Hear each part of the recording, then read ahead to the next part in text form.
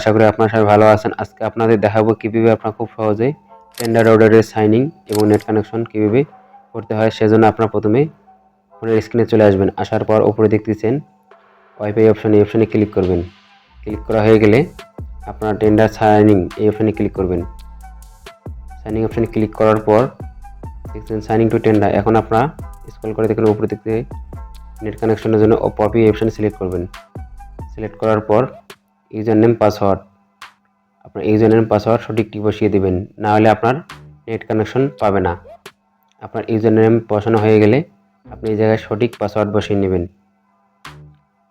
User name password বসানো হয়ে গেলে আপনারা নিচে দেখতেছেন ওয়াইফাই নেম, ওয়াইফাই পাসওয়ার্ড। আপনার ওয়াইফাই টেন্ডার নাম চেঞ্জ করে আপনার পছন্দ অনুযায়ী আপনি নাম বসিয়ে নিতে পারেন। আপনার পছন্দ অনুযায়ী নাম বসানো হয়ে গেলে আপনার নিচে দেখতেছেন ওয়াইফাই পাসওয়ার্ড। আপনার এই জায়গায় ওয়াইফাই পাসওয়ার্ডটি পছন্দ অনুযায়ী আপনি বসিয়ে নেবেন। বসিয়ে নেওয়ার পর দেখতেছেন নিচে ওকে অপশন, এই অপশানে ক্লিক করবেন। ওকে অপশানে ক্লিক করলে আপনার সম্পূর্ণ ডিটেলস ওকে হয়ে যাবে।